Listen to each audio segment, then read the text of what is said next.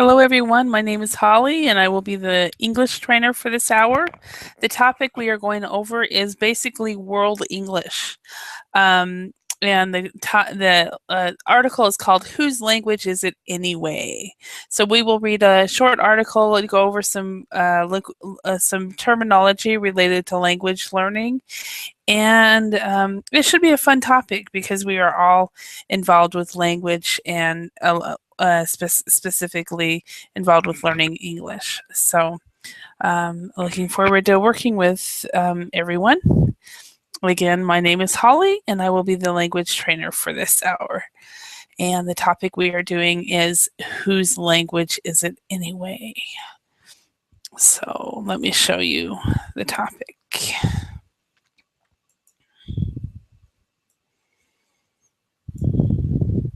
So first of all, we'll start with the discussion. Then we will go over some vocabulary words. Then we will read the text about English. And then we will go through and see if we can summarize what the text says. And then we will do some vocabulary, and then we'll end the class with some discussion. So that is the plan for this class. So whose language is it anyway? So, and while we're waiting for people to come to the class, I can give you the link to my profile. Bear with me. I'm originally from Idaho, and that's where I'm currently living right now. I was away from Idaho for about 20 years. During that time, I lived in Finland for 11 years. I lived in South Korea for about 2 years. And I was reading teaching English during that time. And let's see. I started teaching English online in 2006 while I was living in Finland, and moved back to the States in 2009 to a rural area of the U.S. And so I live in Idaho. I live in a small town of about 850 people, if that. And so there's a few people where I'm living. So, hi, Khalid, how are you?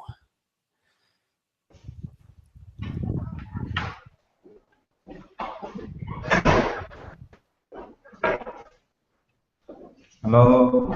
Hi. Hi, Holly. How's it going? Fine. Yeah. I hear some. Are you in your office? Yes. Yeah. I hear some background noise, so I wondered about that. Close. Yes. I moved to close the door. Okay. All right. Hello, Heidi. It looks like your Hello Kitty is very festive today. Yeah, for Christmas season. Yeah, awesome. Hello, nice to see you again. Nice to see you. Now, do they celebrate Christmas in Japan? No, actually, the commercial area or department store, yeah, sure. Or children, they want to get some present. Or young couples. It's kind of excuse to stay in some place only to couple. Yeah, but it's not a national holiday. It's just a commercial holiday for like Valentine's is a holiday. Tomorrow it's a national holiday in Japan because it's an emperor's birthday. Yeah. Yeah, that's right before Christmas. It's the 23rd. Yeah. I actually asked Ake about the emperor's birthday, and I said, does anybody even know what you're supposed to do? And how do you guys celebrate? And I've been told that it's basically just a free day. Nobody really does anything for the emperor. Is that true?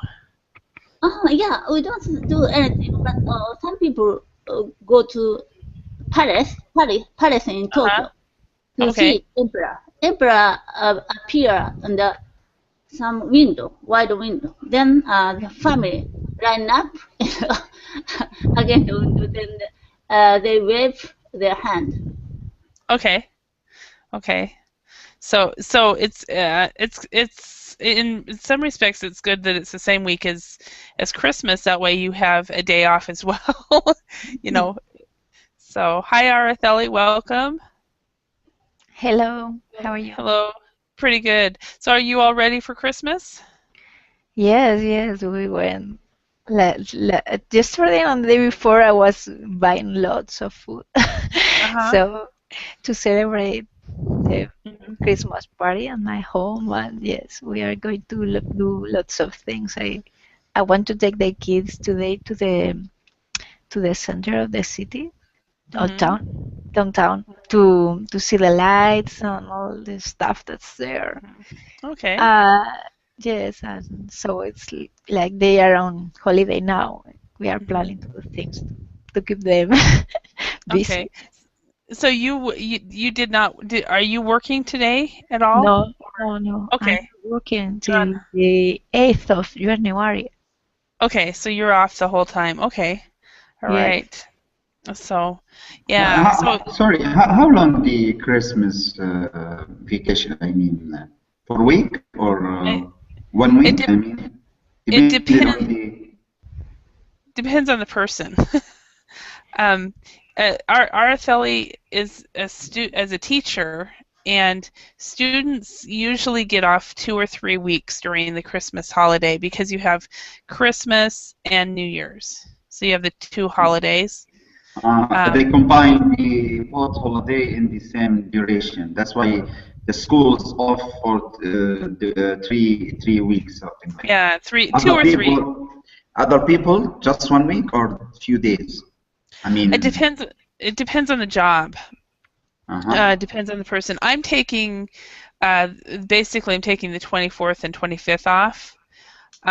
But like my brother, who is a small business owner, will probably only take the 25th off. Mhm. Araceli, how about your husband? How much time will he take off? Well, he's working this week, except for the 24th and 25th. And Hmm. then for the next week, he's taking some days off so as we can travel to Valencia to visit my Hmm. family there. So he can choose some of his days all along the year. So instead of choosing these ones in summer, he kept them for Christmas. But here we have three. I guess Christmas holidays are longer in Spain because we don't finish the Christmas season on the 1st of January. We have the 6th of January, and Hmm. we have this celebration. I think it's in America too. In some countries in South America, it's celebrated too. It's the three wise men. It's about Yeah, children get presents. yeah. It's called in English. It's called Epiphany. Yes, we call it Reyes here. It's like the three kings who, well, that's the story. It's based on from the Bible, that Hmm. Jesus got presents from the three wise men. But the Hmm. fact here, the kids don't get too many presents at Christmas. They get them on this day, so it's like the Oh, children's special festivity. They are okay. waiting for it and writing letters to the kings, and so Oh, it's okay. so that's why Interesting. we finish our holidays after that date of so Okay. we have the first week of Hmm. In Finland, they also would finish it after the 6th of January, and the 6th of January would always be a day off for everybody. But nobody could tell me what it was all about because everybody, like the emperor's birthday, that Heidi in Heidi's country, Epiphany was just an unknown holiday in Finland, so nobody knew what it was. My mom actually told me the name of the holiday, so. Um, and do you have, Khalid, in Libya, do you guys take a lot of time off during New Year's, or what is the process there? I will tell you that 24 December we have national holiday, Oh, do you as well? but not for Christmas. Uh-huh. It's for It's our like, independence. Independence. Oh, okay. So it's Independence Day. kind of like Japan has a holiday this week too, but it isn't Christmas. So Yeah, for Independence us, Day. Independence Day, I don't know. Libya got the independence from the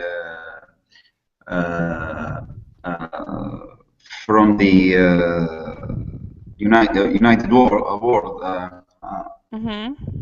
Yeah. What we call the United.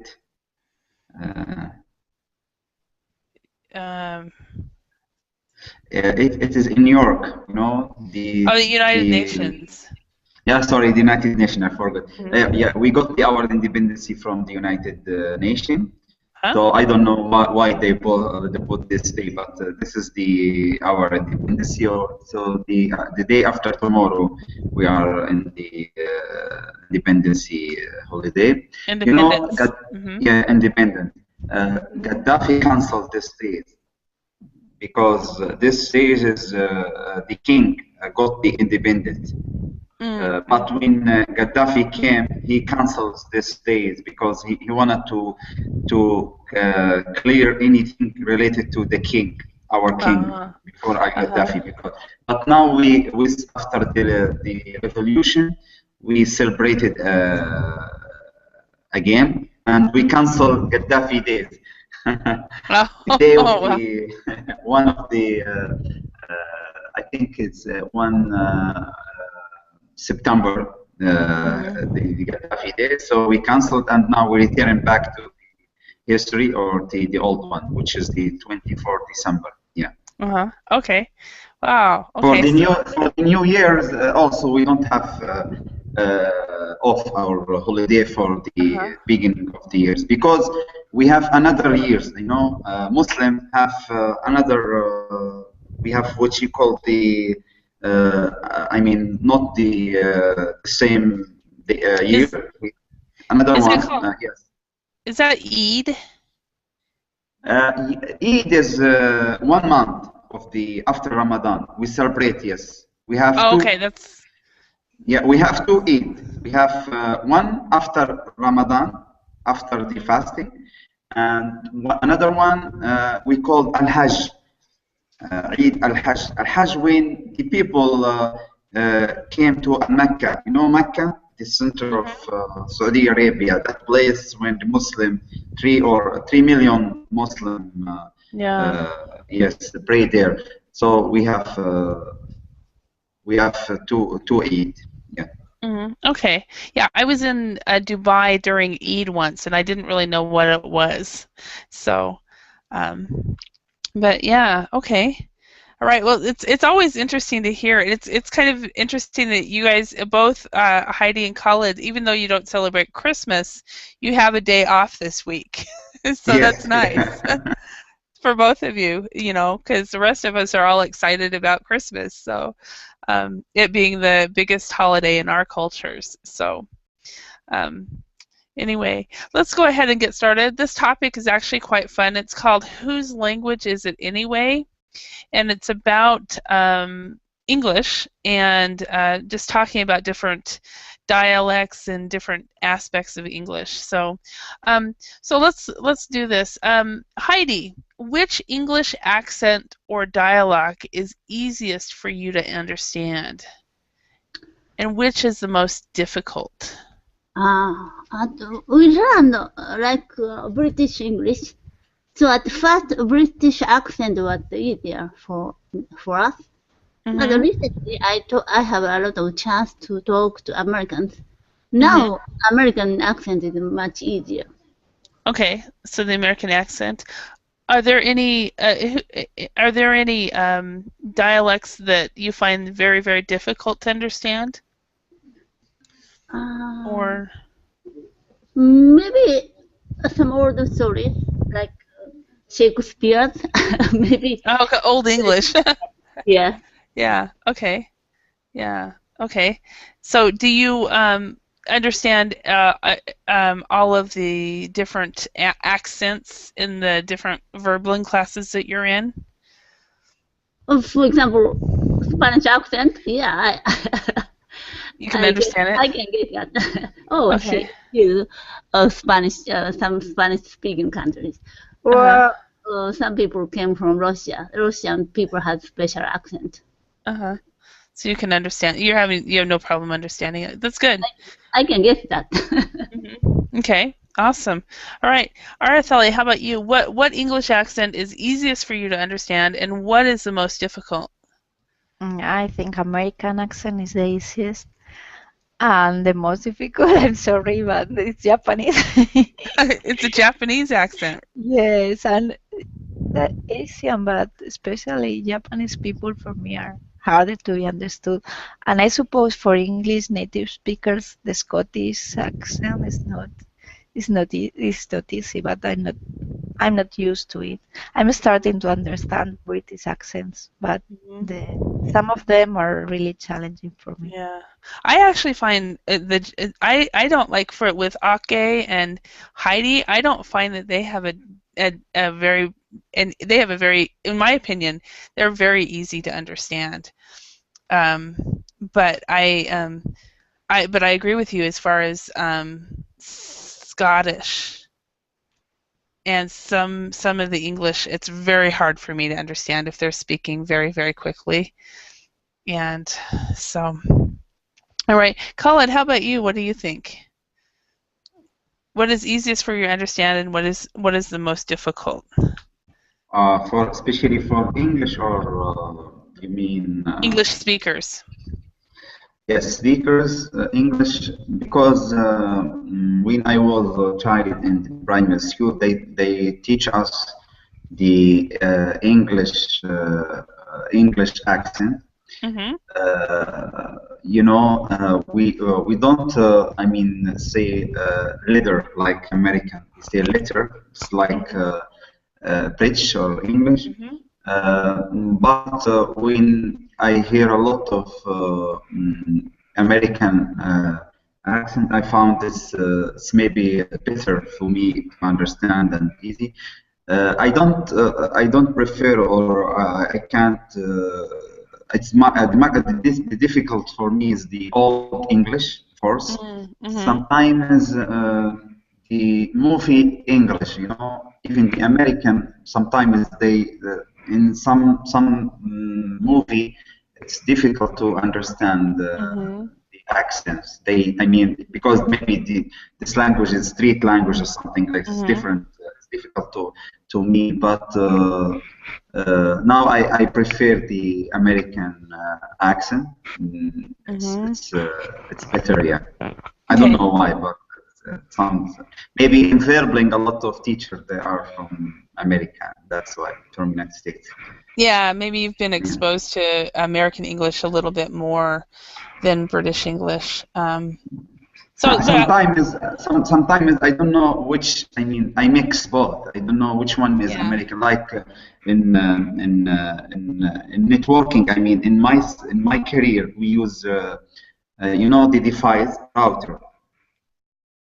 The device that we use when you connect to the internet.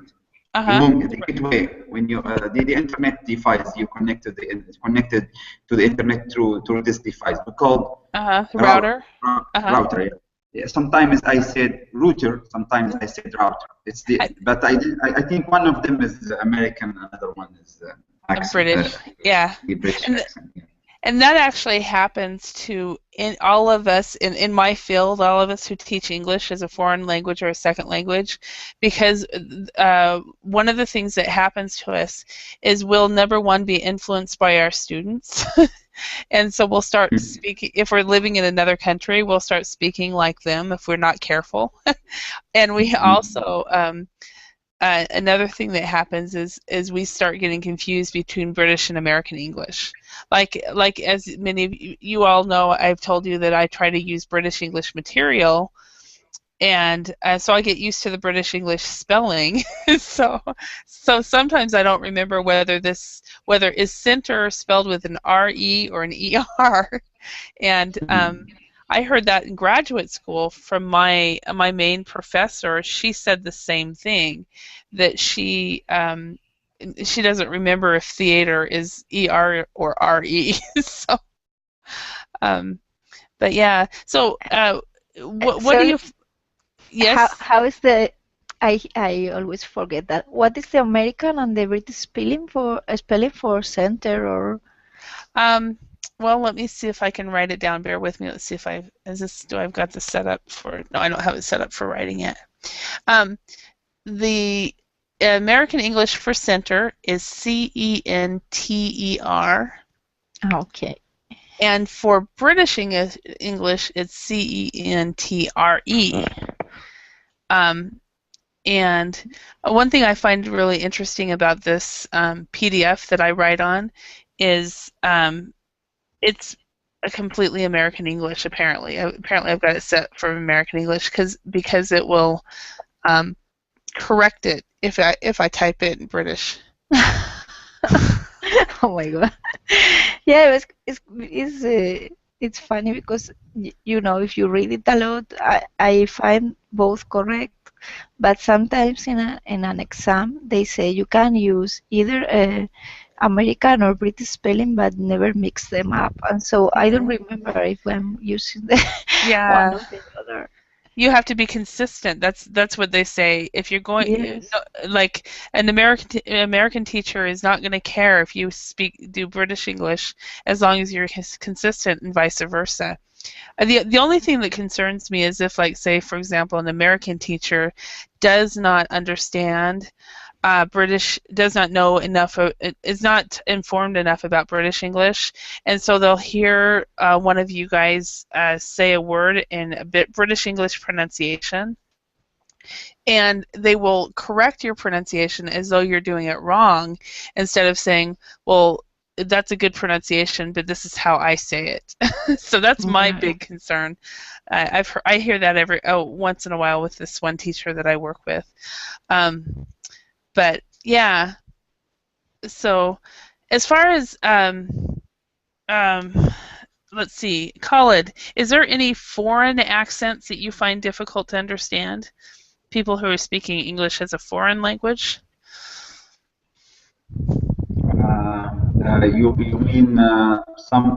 You mean some people speak English as a foreign language? I can't.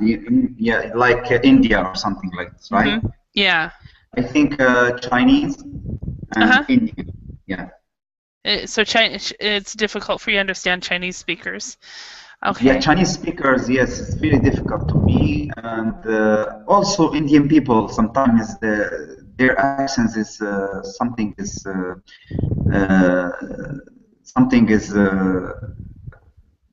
not clear for me. In Arab region, we find the Egyptian people, maybe their accents not good. Yeah, so it's just difficult for you to understand. Yeah, I've heard. I've heard through my many years of teaching English, I've heard many people complain about the Indian accent. Holly, how do I learn to understand their accent? I have to work with them. I remember one time I was working with a guy at a large company in Finland, and he said that to me. And finally I said to him, I said, Simo, I see a lot of Indian colleagues in your lunchroom. Well, so when you go down to lunch, instead of sitting with your Finnish friends, go sit with them. Because the Indian people are the most friendly people on earth, and they will talk to you. They have no problems. And he was like, no, I don't think so, because he was too shy to do that. But I told him that's the best way for you to learn how to understand a different accent and so forth. So yeah, but Indian people have a hard time with, and the one that I personally have, the foreign accent that I personally have a hard time with is Nigerian English. Has anybody heard that? No. No. Heidi, have you heard anyone from Nigeria speak English? In Babylon, there are several Nigerian students, but I can understand well. You can understand them well. Yeah, that's been my biggest one. Khalid, can you understand Nigerians when they speak English? Khalid, are you there?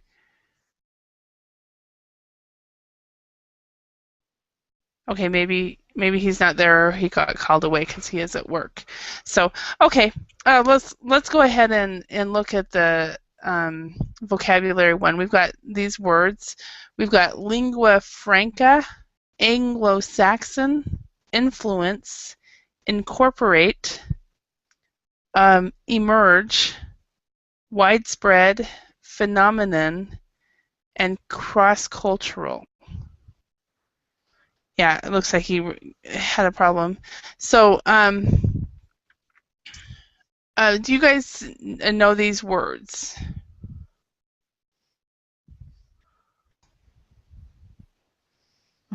Yes, I'm not sure about lingua franca. Okay. Lingua franca is usually the language of commerce. So, for example, in India, they have a lot of different languages within the country, but they do business in English.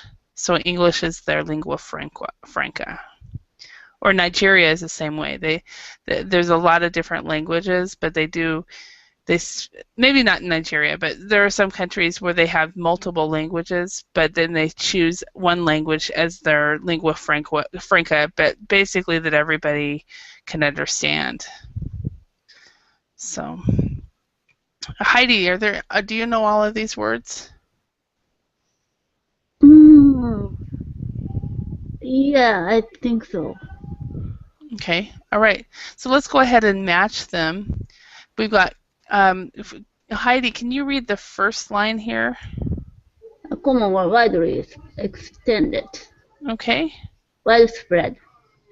Okay, so common or widely extended would be widespread, exactly. So we're going to put the words back here, I guess. Widespread. Okay, Araceli, can you read the next one? Crossing or dealing with cultural differences, cross-cultural. Cultural, yes. Do you find cross-cultural issues fascinating? Yes, but sometimes they are very hard to work with. Mm-hmm. I mean, when you are working with kids, for example, from different countries and they don't share the same culture, sometimes it's very hard. But I think it's something that makes the world richer to be in contact with different cultures. Yeah.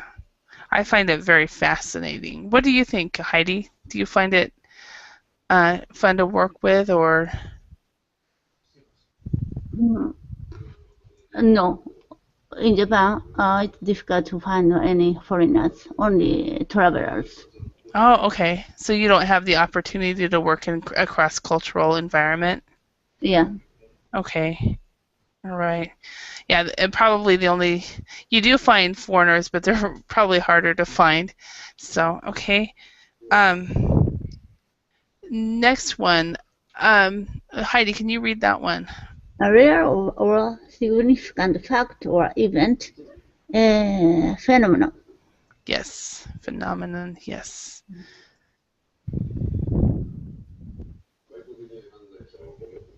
Okay. And Araceli, can you read the next one? Old English, Anglo Saxon. Yes. Anglo Saxon. And I think Anglo Saxon is very hard to understand. Old English. I don't know. I thought Old English was like Shakespeare's English, but Anglo Saxon was before because English spoken in the Middle Ages maybe had some influence already from French. And Anglo-Saxon are these words that don't come from Latin, from French, and they. Yeah, well, isn't it like some people can? I mean, it's English, but it's like not. You really can't understand it, right? I don't know very much about it, but I just know that when I've heard Old English like on movies and stuff, it's like, what? I have to really concentrate. So, but all right, Heidi, could you read the next one? Become obvious or visible. Emerge. Emerge, okay. It becomes obvious or visible. Emerge. Okay. And Artheli, could you read the next one? Effect, it would be influence. Yes, influence. Okay. And Heidi, could you read the next one? A common or shared language used for communication. Lingua franca? No? Yes. Lingua franca. Yeah. Lingua franca. So.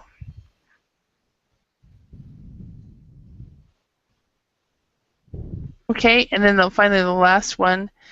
Well, become obvious or invisible.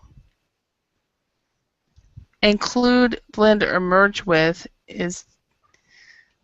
Oh, bear with me a moment.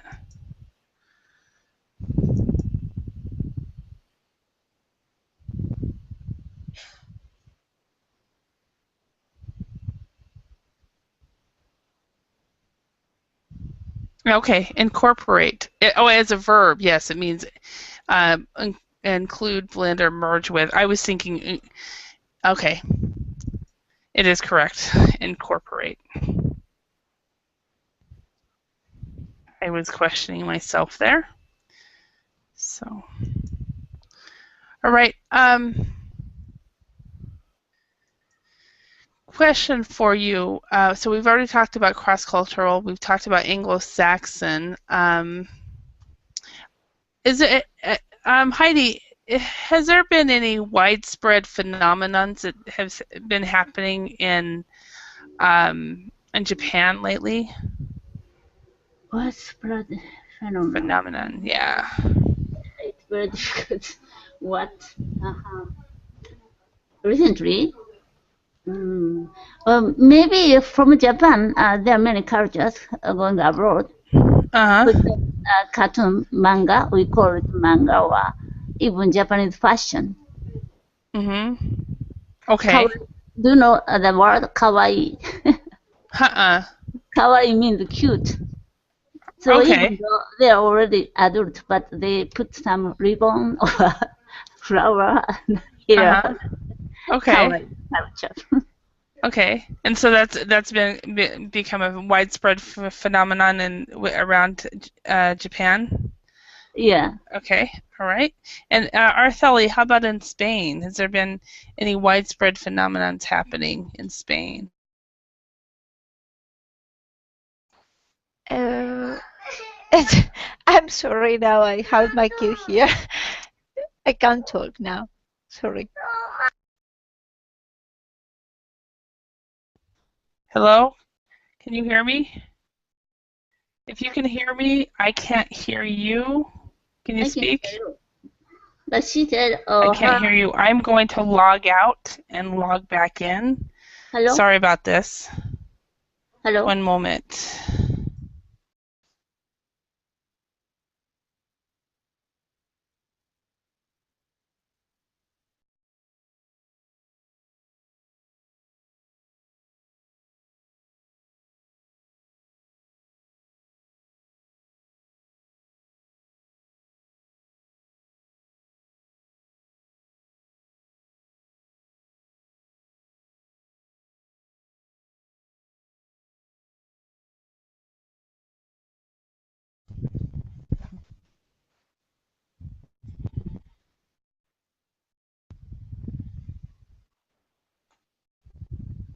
Hello, can you hear me now? Can I hear you?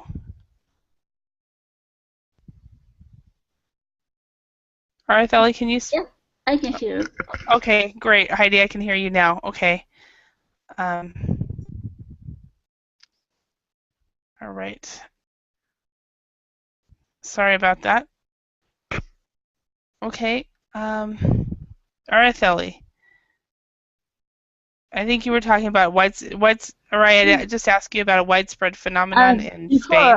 Before she said, daughter or son, I'm not sure, came to her, so I can't speak anymore, she said. Oh, she can't speak. Okay. Okay, so it's just you and I? Heidi? Yeah, Okay. so far. Okay. So more or less a private lesson, more or less. Okay. Yeah. Well, let's go ahead and read through. As far as widespread phenomenon, I think a specific one in the U.S., by the way, that may have made it through the world was that ice bucket challenge.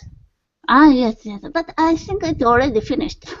Yeah, it's all over, but it was something that's, it happened in this year at least. So, are you guys in Japan? Do a lot of people start thinking about, okay, how did this year work out? What do I want to make change about next year? And do they start doing New Year's resolutions? Yeah, we need to think about that. Yeah. So, yeah, I made the conscious decision not to have any classes about Halloween or Thanksgiving or Christmas, but I'm thinking I might have one about New Year because all the countries celebrate New Year's. So, Actually, I don't like Christmas season because teachers have vacation. Then we have scarce of lessons nowadays. you have what? Scarce of lessons, very scarce. Oh, yeah, fewer lessons because a lot of teachers are not around. Yeah, yeah. Well, I've seen that as well. And so is that normal? Were you around last year during Christmas? No, last year I was not in Berlin. So. Okay. Yeah, I mean I noticed that actually that there were several hours in like Christmas Day, but then of course half the student population of Verbling also are celebrating Christmas as well. So. Anasura return. I'm back. Sorry, she wrote. Yeah. So, welcome back, Araceli. Hello. Yeah. So it's one thing about having kids at home. So. Yes. No, he has just woken and he was like asking for things. we have a Christmas an advent calendar. Do you know what is this? An advent calendar, yes. Yes, and he was looking for his surprise this morning, so Okay. he wouldn't wait. Yeah. Heidi, do you know what an advent calendar is? No. Okay, let me show you on Google Images. It's kind of interesting. It's kind of a countdown. We never did it in my family, and so it hasn't been introduced to the to the next generation in my family. But I know that a lot of families do this, such as Araceli's family see Advent. Can you tell her a little bit about it while I get the image? Araceli?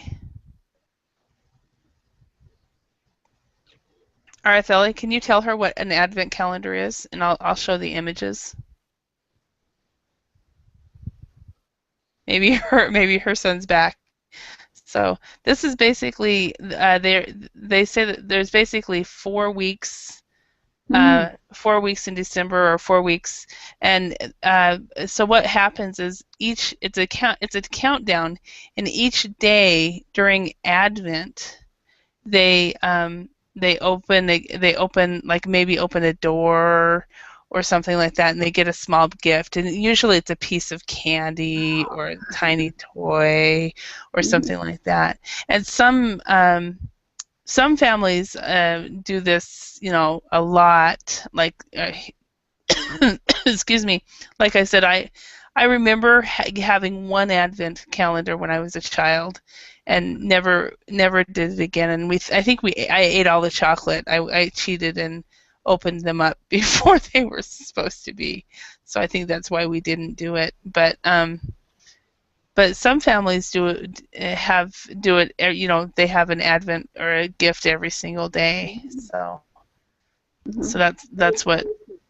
I, I started doing when my daughter was very little, Uh-huh. and it's like a tradition, so they will never forget about this. They are planning it before Christmas. Maybe December, they are dreaming about this. But I think it's a problem sometimes because you have to find small toys. What we do is we have one of these with small. You saw one before with a small. It's not a chocolate one. The chocolate ones are already made, so you Yeah. buy them and it's okay. But these ones are like, yes, that red one. It's like a small house. Well, it's yes, something like that. So there is no room sometimes for small toys there. So we write a message and they hide the things in the house and they have to read the message and look for the things in the house. So it's Oh. like a game and Oh, they so enjoy it a lot.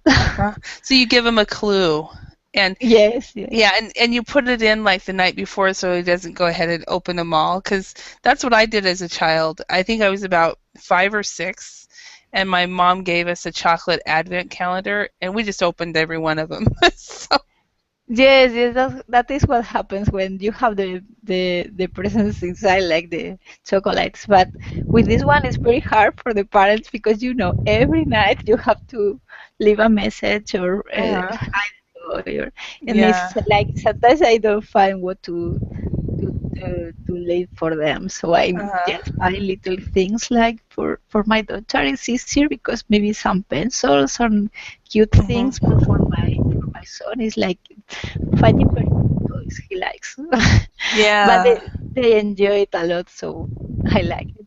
Yeah, it's fun to make them happy, and so they get really excited though about things. My nephew last week, we got a box. My sister got a box, and he opened the box, and then he saw that there were 2 toys there, and he proceeded to, after my sister took it from him and hid it, he proceeded to find it, pull it out, and he played with it. So his brother is getting his gift. So, but kids get so excited. But anyway, let's go on back to English as a world language. So this is kind of an interesting topic because it's really talking about how not everybody speaks English the same way. So, Araceli, can you read this first paragraph? English has become the lingua franca for international communication. Used on a daily basis by hundreds of millions of people, English is now the world's most widely understood language.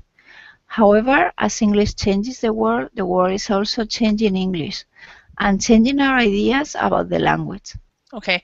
Now, one of the things that I'm hearing with when you say this word, what I'm hearing is whirl. Whirl. I'm not hearing a D at all. Hmm? Both of these, when you said it, so I didn't hear a D. So, as English changes the world, the The world. world. So yeah, so make sure that your tongue is touching the back of your the front of your mouth, the back of your teeth. The world. So World. yeah. All right, and Heidi, could you read the next one? Like most other languages, the language that we call English developed under the influence of many others, mainly a mixture of Anglo Saxon, German, French, and Latin. English has always incorporated words and phrases from different countries and cultures. Okay, and the pronunciation developed. Developed. Yeah, and with that one, there wasn't just any stress. You didn't stress anything, so developed. So very good, and then incorporated. Incorporated. Yeah. All right. As British influence spread throughout the world, the use of English is also spread, which led to large groups of people outside England using English to communicate. With different nations and cultures using English in slightly different ways, different varieties of English began to emerge. Araceli, could you read the next paragraph?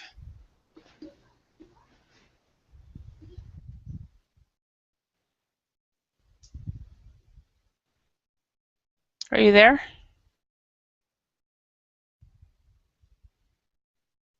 Okay, so Heidi, could you read the next paragraph? As British influence spread, the next one. I just read this one. English.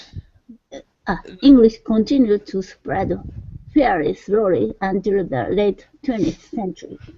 At this time, huge numbers of people became exposed to English, mainly by way of the U.S. media. English language television, music, movies, and advertising were seen by millions of people for the first time.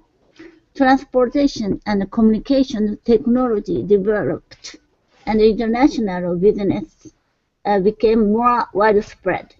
At this time, English suited the needs of the people who needed a common language to exchange information and ideas. Perfect. All right. Araceli, can you speak yet? Okay. She's got a child at home now. So, banking, IT, scientific research, sports, and the media. The use of English is now common in many different industries, both public and private. The official language of the United Nations is English, indicating that the language now has an important role in international law, security, and peacekeeping. Can you read the next one, Heidi? With more and more non-native speakers using English every day, English continues to change. Research shows that there are 400 million native English speakers in the world, but that nearly 2 billion people speak English.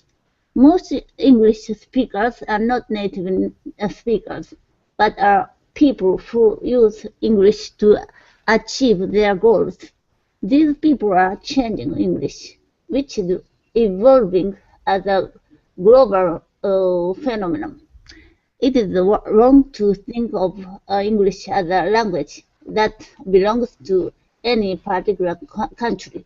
Instead, English is a tool for international and cross-cultural communication. So whose language is it anyway? It's ours. Yeah, so it's not British English, it's not American English, it's everyone's English.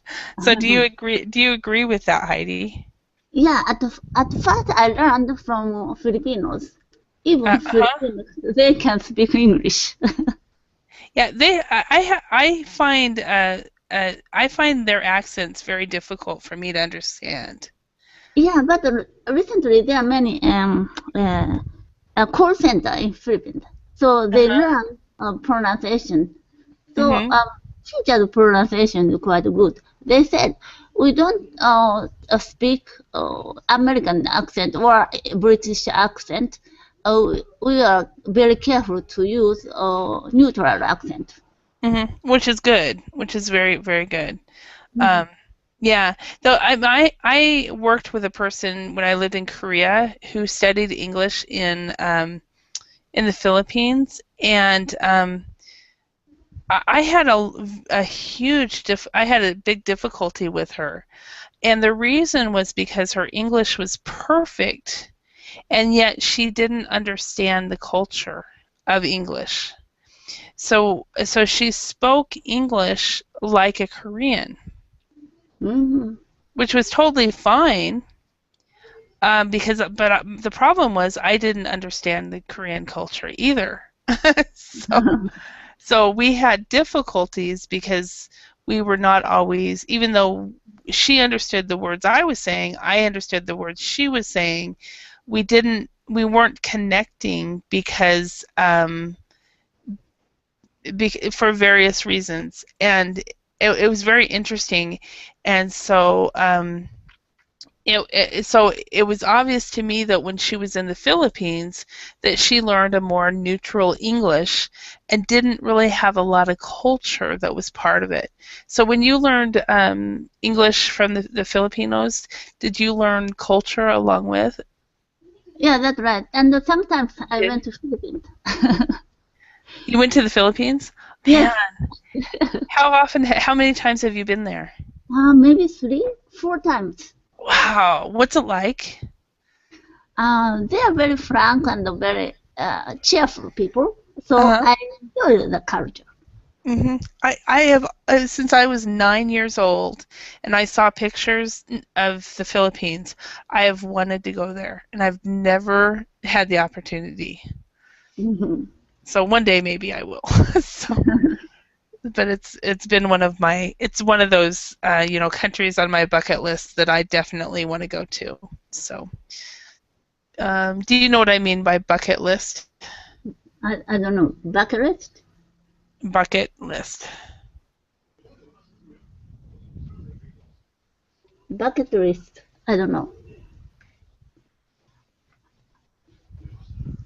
So yeah, bucket list is Bucket list. Bucket list. It comes from a movie called The Bucket List, and what it was is it was about two old men who were dying, and this one man had made a list of things that he wanted to do before he died, and they called it his bucket list.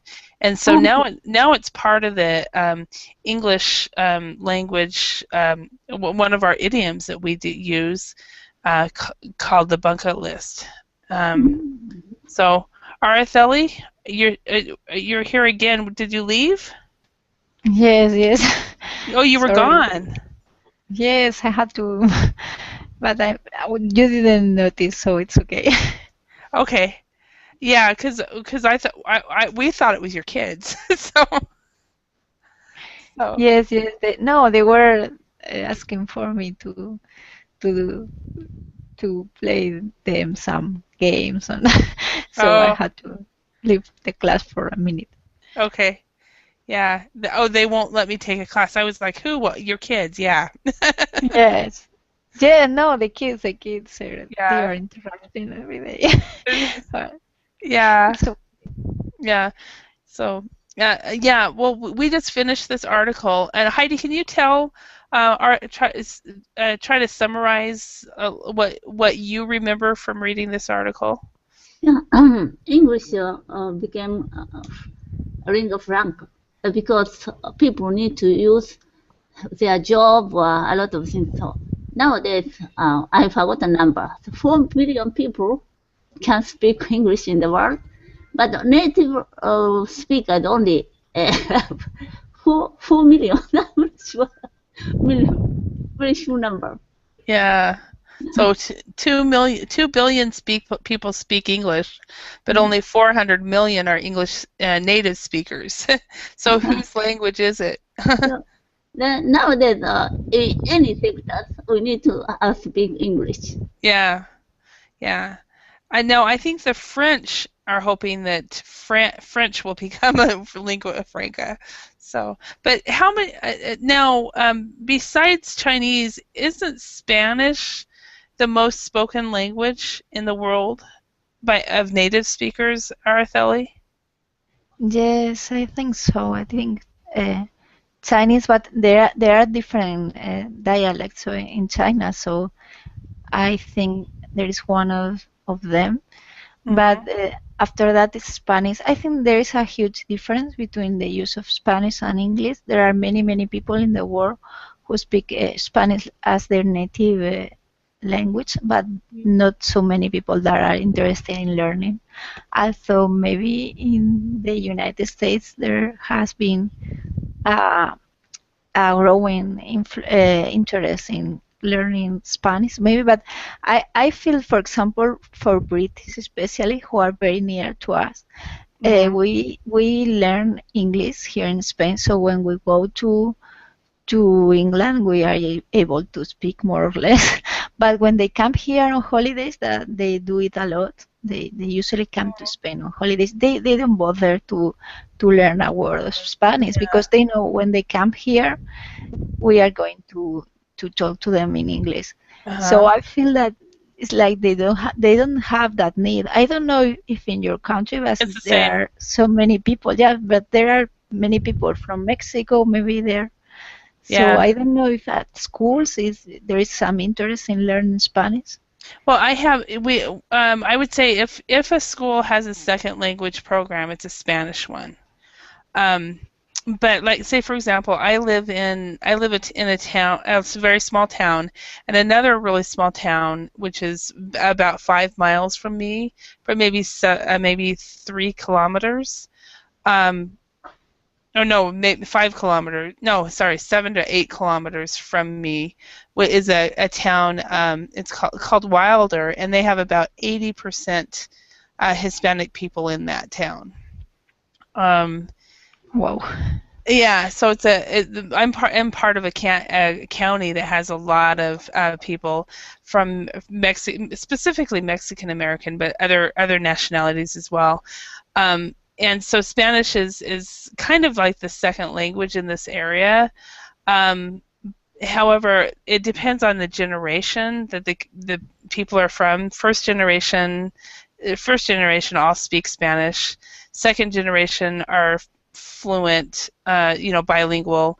Third generation are passively bilingual. Maybe they understand Spanish, but they never speak it because they live in the U.S. And probably by the fourth generation, maybe they understand a little, but they kind of lose it through the generations as they're here.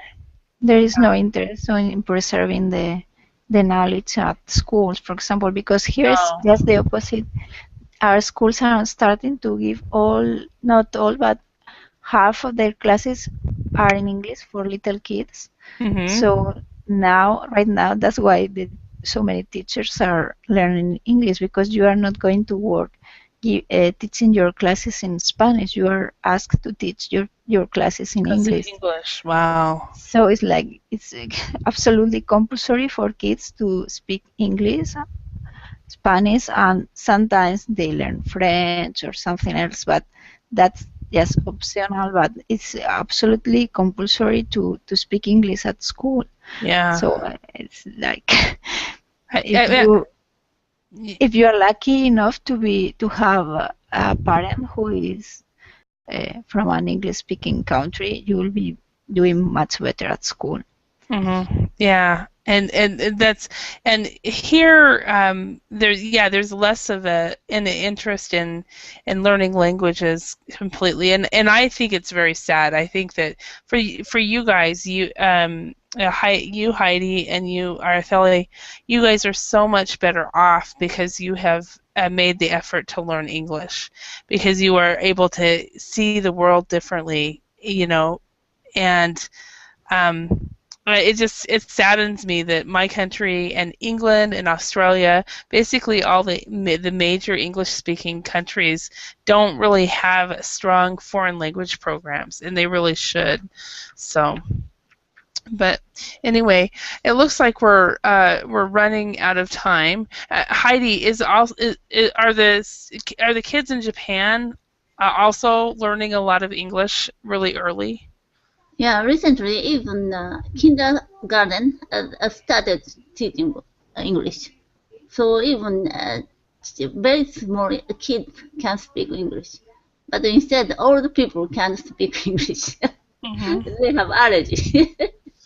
Okay, yeah, so it'll be like, I don't know what's going to happen. It'll be interesting. But I do want to thank you gals for sticking in there. And Araceli, I will always understand during this Christmas vacation if you come to my class. And if you're quiet, I'll just know that you've been called away because your full-time job is requiring it. So, yes, thank you. So